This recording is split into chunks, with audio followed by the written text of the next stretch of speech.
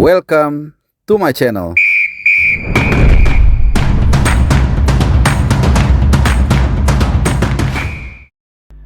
Selamat untuk Garuda Under-19 yang baru saja mengukir sejarah dengan merengkuh trofi AFF Under-19 Boys Championships 2024. Ini adalah gelar kedua sepanjang sejarah Indonesia di ajang ini, setelah sebelumnya di provinsi yang sama 2013 atau tepatnya 11 tahun yang lalu juga dengan pelatih yang sama, Coach Uda Indra Safri juga berhasil menunggu emas. Kalau kali itu saat itu kita mengalahkan Vietnam di partai puncak melalui drama adu penalti. Kali ini kita nggak usah butuh lama-lama, kita langsung berhasil menundukkan Gajah Perang, ya, julukan dari Thailand, dengan skor 1-0 melalui keunggulan dari Jens Raven. Ini sebuah torehan yang sangat positif, dan bukan hanya itu tapi juga tentunya pencapaian individu. Ya, gue boleh mengatakan ini adalah tempat atau panggung di mana lahirnya seorang target man yang mungkin selama ini kita cari-cari. Memang masih panjang perjalanan Jens Raven, tapi paling tidak di turnamen inilah kita lihat bagaimana Indra Safri berhasil memoles dia secara baik. Pelan-pelan dia diberikan minute play.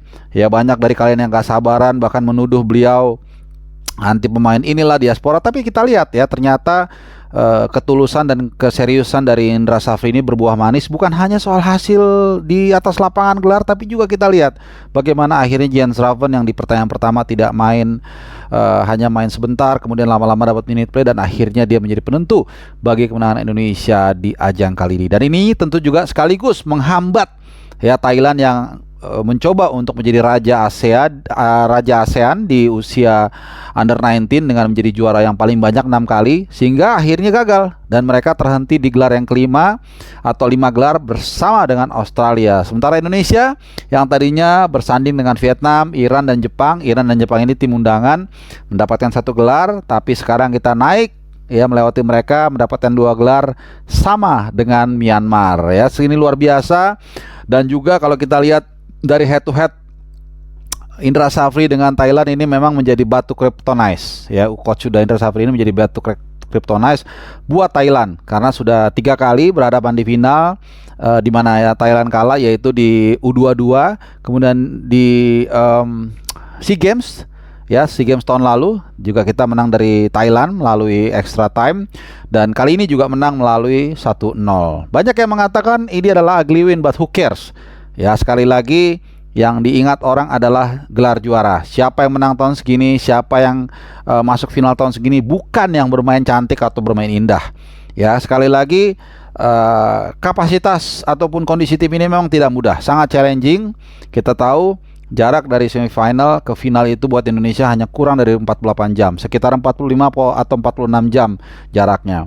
Thailand agak sedikit lebih, sekitar 55 jam, karena di semifinal kemarin saat mengalahkan Australia mereka bermain lebih cepat sekitar 4 jam ya. Jadi mereka punya waktu istirahat sedikit lebih banyak. Tapi kemudian persiapan kita dilakukan dengan cermat, dengan baik pula.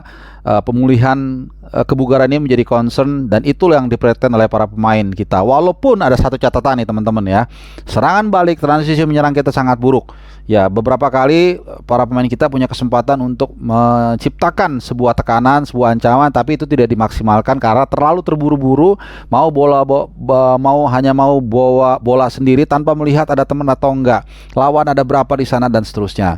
Tapi dari segi taktikal, dari segi strategi kita berhasil ya. Mau dibilang parkir bus, mau dibilang enggak, ya memang pada akhirnya juara yang tentunya akan dilihat. Dan yang kedua, kalau gue bilang, kita tahu kapan saat bertahan, kapan menyerang ya. Ketika kita harus bertahan, kita bertahan dengan baik. Tadi kita lihat bagaimana Donitri berperan juga menjadi sebagai left back ya, turun menemani trio Buffon, kemudian Buffon Alvarez, Kadek Arel, dan juga Iqbal Gui Jangge, dan juga di kanan Mufli. Itu benar-benar ketika bertahan menjadi 5-4-1 ya, ketika menyerang menjadi 3-4-3 ya. Jadi begitu tadi kita mendapatkan gol, mencuri gol, kita langsung bertahan dengan sangat baik dan tidak terlalu panik. Untuk bertahannya menurut gue lumayan bagus.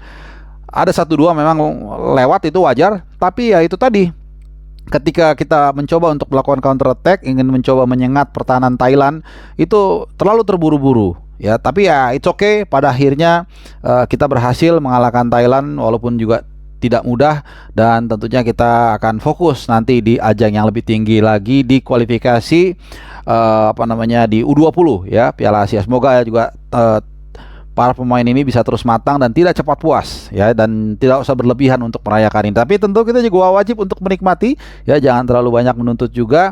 Yang pasti secara personal pribadi gue melihat I think it's time ya for Sintayong to think about Jens Raven to be brought to Saudi Arabia on 5th of September ya. Ini saatnya STY, dan gua rasa dia lebih pintar dari kita semua, tapi kita hanya menyamakan frekuensi dan persepsi. Gua rasa big chance ya buat Jens Raven akan dibawa ke Arab Saudi nanti tanggal 5 September untuk menghadapi Arab Saudi di putaran kualifikasi Piala Dunia 2026 round ketiga, di mana kita tentunya akan menghadapi Saudi Arabia di pertandingan pertama. Kita butuh striker, kita butuh target man, dan Jens Raven kita lihat sudah membuktikan bahwa sejauh ini ya, mudah-mudahan ini konsisten. Kita tidak salah, ST tidak salah merekomendasikan namanya dia untuk kemudian menjadi warga negara Indonesia, dan mudah-mudahan nanti dia bisa membantu ketajaman lini depan Indonesia di tim nasional senior. Ya, kemarin memang kita lihat sekali lagi kalau kita kembali ke taktik dan strategi, gampang-gampang susah ya. Artinya setelah kita dapat gol 1-0, kita digempur habis-habisan, dikurung lebih tepatnya sebenarnya ya, karena mereka juga tidak mudah untuk mendekat ke area sepertiga pertahanan kita, ke area penalti, sehingga memang mereka tidak terlalu benar-benar punya peluang yang matang lah.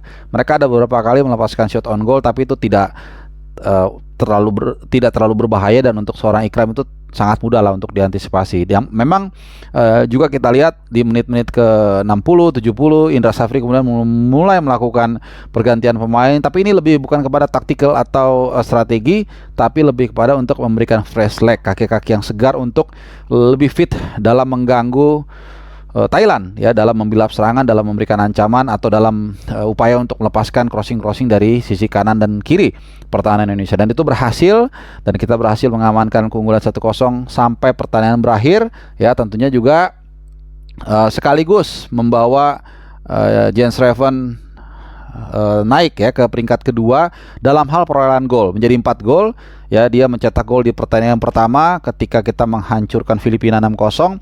Di pertandingan kedua dia gagal mencetak gol walaupun sudah main dari awal babak kedua dimasukkan ya. Di babak ketiga dia bermain dan langsung memberikan impact ya ketika menghadapi Timor Leste. Dari awal dia memberikan 2 gol dan juga 2 assist main.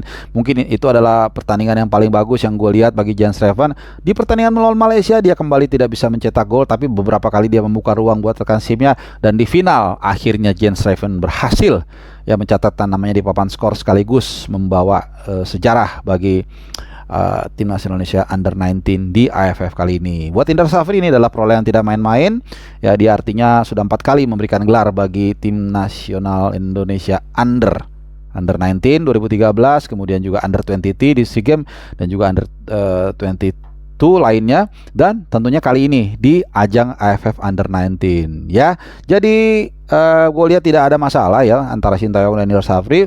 Masing-masing punya gaya berbeda-beda. Ketika Indra Safri misalnya mencetak rekor atau mencetak mengukir sejarah di SEA Games tahun lalu, banyak pemainnya dari Sintayong. Lalu ketika Sintayong berlaga di Piala Asia Senior dan juga U23, banyak pemainnya dari SEA Games ya, asuhan dari Indra Safri. Sebaliknya di kali ini pun ada pemain dari rekomendasi dari STY, yaitu Jens Raven yang menjadi penentu. Jadi udahlah, kita nggak usah terlalu terkotak-kotak ya. Kalau kita suka gaya dengan Sintayong silahkan, tapi nggak usah menjelek-jelekan Indra Safri. Kalau kita suka dengan Indra Safri silahkan, nggak usah jelek-jelekan NSTY. Oke, jadi sekali lagi selamat buat tim nasional Indonesia Under-19 yang kembali mencetak atau mengukir rekor ya. Yang pasti setelah ini nikmati dulu keberhasilan dari adik-adik kita, dan setelah itu nggak lama lagi, ini sudah mau memasuki bulan Agustus, jadi hanya sekitar sebulan lah nanti kita akan mulai menatap Arab Saudi atau di kualifikasi Piala Dunia round ketiga. Oke, untuk sementara itu dulu review gua terkait dengan hasil AFF Under 19 kali ini, dan semoga bisa memberikan insight tambahan kalian. Kalau ada yang kurang, ada atau yang kritik atau apapun kalian ingin komen, tinggalkan komen di bawah, dan jangan lupa like, subscribe, dan juga nyalakan loncengnya. Seperti biasa, dimanapun kalian berada, dari Sabang sampai Merauke dan Pulau Minang Prote atau di seluruh dunia, gue berharap kalian dalam keadaan sehat, dan kita ketemu lagi di video-video gue yang lainnya. Sampai jumpa.